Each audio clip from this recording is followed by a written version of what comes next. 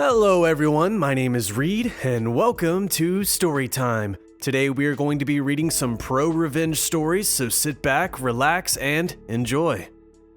I got fired and went after the boss's money, his hotel, and his marriage. Back when I was still in university, I used to work for a hotel to make ends meet. When I started, the hotel very urgently needed new personnel. So, I cut a deal with the old owner about getting to choose and pick my shifts so I could visit my courses and exams. Speaking some extra foreign languages, I also got a little bonus each month on top. The old owner was a great guy. He owned multiple hotels, so I rarely saw him, but when he was in the house, he always made a point to have drinks with the staff, chat with us, and if we were free, he even invited those of the front desk to fancy restaurants who were not on shift. Fast forward. I had worked in the hotel for a few years now and was nearing the completion of my studies, so it wouldn't have been an eternity until I had quit anyways, as I was of course more interested to work in my field of study. As part of my deal with the old owner, I mostly chose to work night shifts, allowing me to visit my courses at university during the day. To make up for my privileges, I had picked up the habit of doing some extra work in the dead of night other shifts would normally have to do. When I, on contrast, could have sat around and stared at the walls. People were grateful for the help in the beginning, and we became a rather tight-knit group, but over time, people rotated in and out. When the old owner retired and his jerk of a son took over the business as the new owner, I already feared the worst. The new owner didn't like me very much. I never found out the exact reason for that one. I was at that point nearly the sole veteran left from when I started. Among the tasks I had taken on was doing light clerical tasks to ease the manager's job in the morning. For that, I generally had to use the manager's network account. One night, while doing my list, I logged into the manager's account and emailed to do my job. Then, I saw an email with my name in the subject line. I know it's not nice to snoop, but of course I read it. Turns out the new owner wanted to get rid of me. I still had my old employee contract with the bonuses for foreign language abilities and was allowed by my contract to pick and choose shifts. I can only assume these privileges are what made the new owner hate me. No idea if he had other reasons, because to be honest, these seem very weak to me. But he couldn't fire me without cause. On top of that, I would be owed a severance if fired, and generally there were not enough bodies in the shift rotation without me.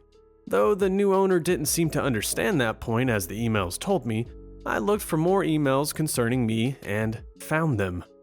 There was an email chain between some of the employees, the manager, and the new owner. I was of course not CC'd as I was the hated topic. The employees didn't like me hogging the night shifts, because those paid better and for every night you worked, you got paid the night bonus. The manager was the only one rather neutral on the matter and just curbed their enthusiasm to get rid of me, as they needed to be fully staffed. The new owner and my colleagues actively conspired to make a hostile work environment so I would quit of my own volition. I was furious. I thought about a variety of reactions, from egging their cars to burning down the hotel, but I settled on a less crazy method of revenge. I called my uncle at 2 a.m. asking for advice. My uncle is a lawyer. So, for sake of proof, I forwarded myself all of the emails. I made photos, printed them out, made copies, and filmed the whole deal just to be sure. My uncle told me to sit tight and see if things got worse, or if it was just bluster. And so I gave it a few days, and things did take a turn. Snide remarks about my looks, clothing, and so on were only the tip of the iceberg. Some of the colleagues were just as professional as before, but the conspirators always left extra work for me or pawned the crap duties they normally had to do onto me. I always kept a spare shirt and suit at work, just to have a change, which suddenly disappeared. One guy even started to threaten me with violence, but I kept clenching my butt cheeks. I would not give them the satisfaction of saving on the severance or giving in. I am a big boy after all. I did, however, stop doing any extra work I was not obligated to do, which, in the end, was the reason they used to fire me. They still had to pay me severance. The next day, my uncle, with bundled proof of the email and all documented harassment by my colleagues, served the hotel with my lawsuit. It started with wrongful termination and ended with harassment. Reportedly, the manager went white as a sheet when he realized where the emails must have come from. The new owner had been on vacation and had to cancel his expensive vacation in France to deal with this. Their counsel advised them to settle, so I accepted my severance and a hefty bonus on top, enough money to last me until the end of university without work. But that was not all my revenge. I had gone after the new owner's money, but in the next step, I went after the hotel. I had used all the spare time during night shifts alone to document every last violation of city, county, district, state, and federal law I could find.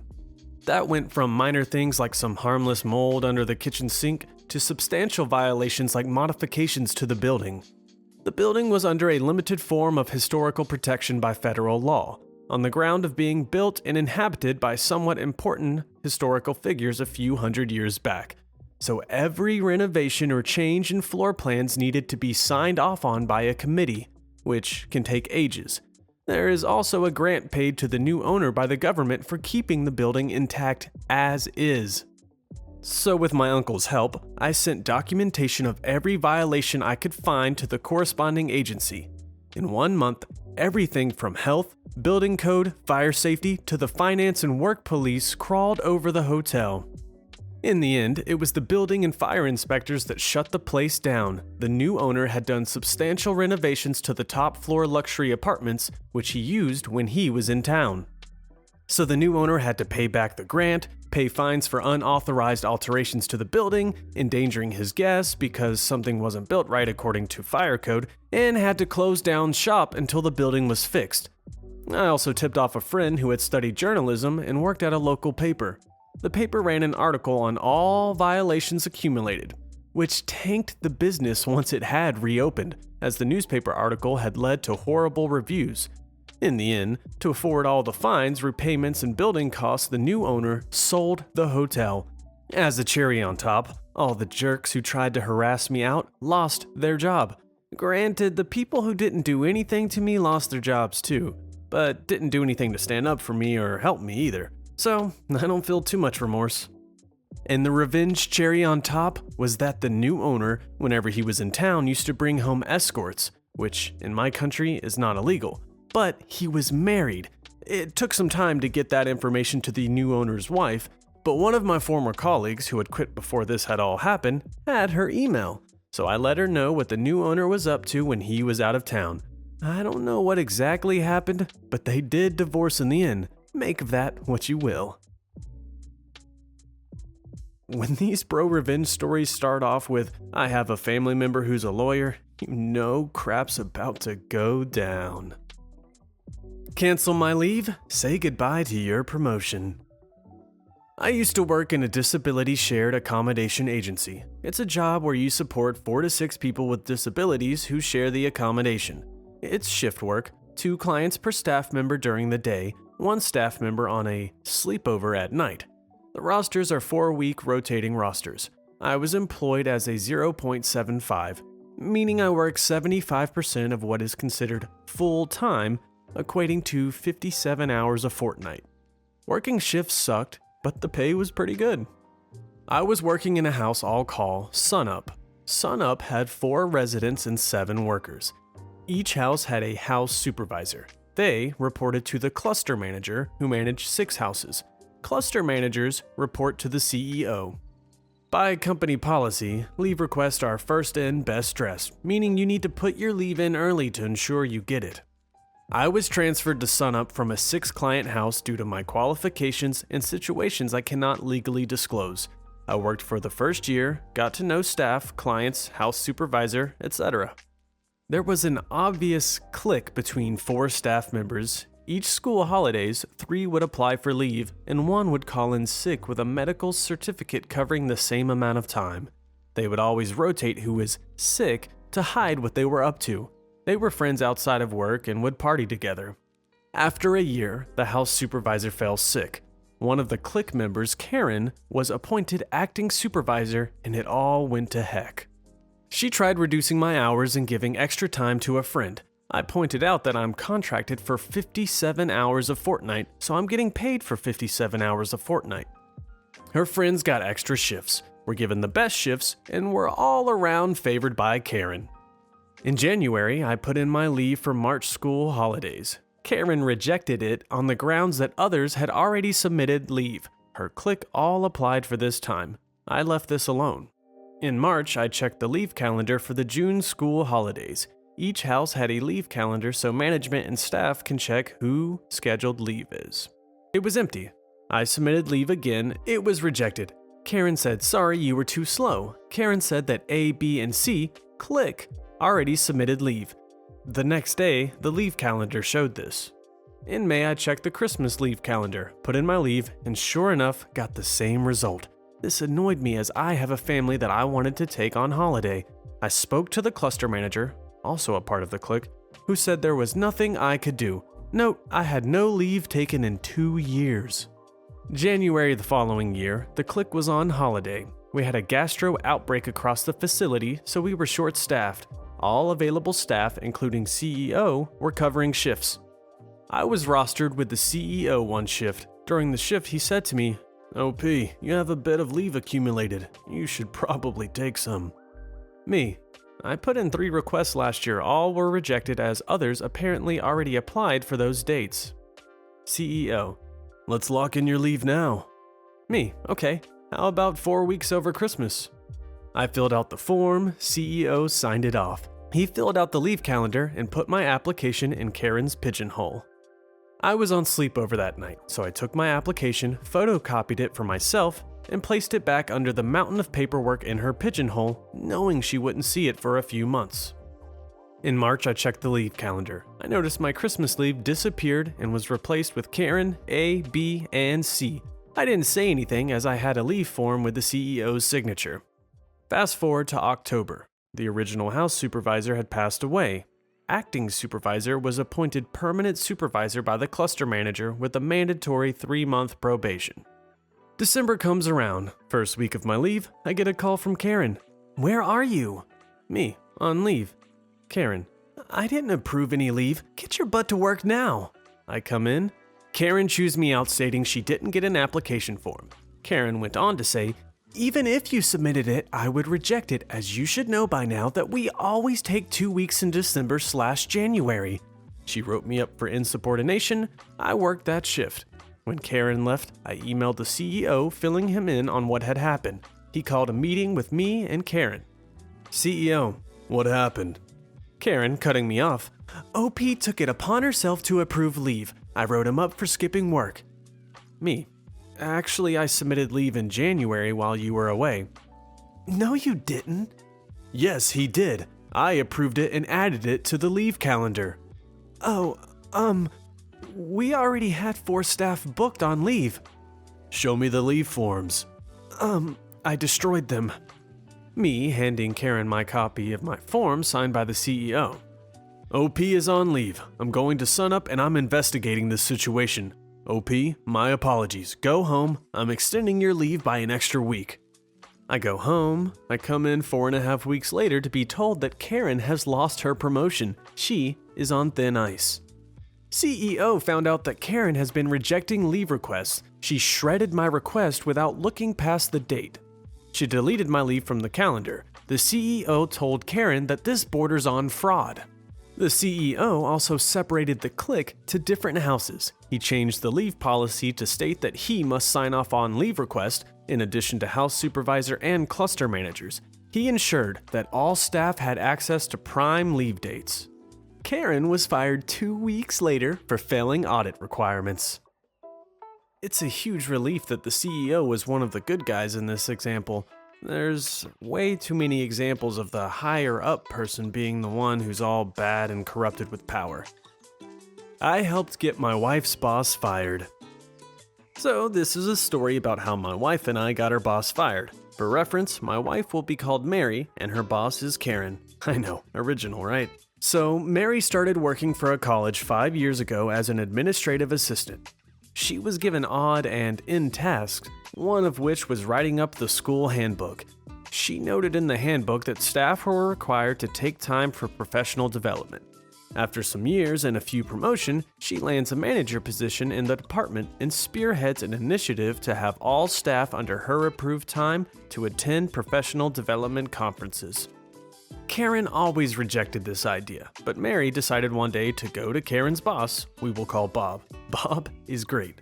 Once Mary has enough weight in the college, she went around Karen and got Bob to approve conferences for everyone in the department. For the next year or so, everyone got to choose any conference around the continental USA to attend on the company's dime. Everyone would come back with notes taken at every session attended, attached with a conference itinerary and given to their direct superior as proof of attendance. The employee would also present key points learned from their conference at a weekly departmental meeting. Pretty simple morale-boosting opportunity until someone had to abuse it. Karen had been bragging to other department directors, as well as to Mary, about swimming with dolphins during her recent travel to a conference. Mary didn't think much of it, as usually there were sometimes a free morning or afternoon to do with as you pleased at these conferences. My wife told me this during our nightly pillow talk, and having been raised in Orlando, where Karen decided to attend a conference, my head popped up and I asked, "Where?" Mary replied with a well-known location run by a well-known company with a well for a logo. I quickly replied that they close at 5:30. When did Karen have time for this? Mary, who had access to Karen's itinerary, dropped her jaw when she realized the conference Karen attended did not have free time during the business hours of the dolphin swimming experience. Mary went into an engaged clerical fury as she pulled up Karen's full travel itinerary for the flight, hotel, conference, and other reimbursements. The school does most departmental work online, and therefore the school's server can be accessed remotely from secured or approved devices like Mary's phone. She also checked the website where Karen went swimming at to confirm hours of operation. According to the record submitted, there was no way Karen had time to swim with dolphins during the experience's normal business hours without missing part of this conference. And according to Karen's itinerary, she was supposed to have attended all sessions. Mary worked hard to have the privilege to travel the country to attend conferences, and Karen just freaked it all up. Mary eventually wrote all of this up, attached the itinerary documents, attached photos of the encounter, and apparently from other theme parks that Karen had neglected to mention from social media, attached the hours of operation, and sent this all to Bob. Mary texted me about an hour after she got to work the next day saying Bob was livid. He was currently in the process of questioning everyone Karen had bragged to see if the stories all matched up. A few days later, Karen was fired from the company for only attending one session of the 3-day conference, lying about her report filed, using company funds for travel, hotel, and food to go play at theme parks, and for submitting a time card to get paid while doing all of that. Although Mary's name was anonymous through all of this, Karen seemed to blame Mary anyways. Karen sent mean and dark texts to Mary several times until the school could send a cease and desist. Worst of all, I guess Karen's husband was a deadbeat, so not only did Karen have to trade in her massive SUV for a smaller vehicle, she had also just signed on a new house only days before she was fired, and now had no income to support the said home. I'm not completely cynical. People shouldn't be homeless, but Karen had also taken credit for a lot of Mary's work, made Mary do Karen's workload while Karen went AFK, and many other instances of foul play I can't remember because there's so much pillow talk. Needless to say, Karen reaped what she sowed. I find it hilarious that Karen was the one against all of these conferences, and then when they get approved, she just starts abusing them. That's all the time we have for today, but thanks for listening along. If you enjoyed what you heard, subscribe for more content like this daily. Thank you so much and have an amazing day.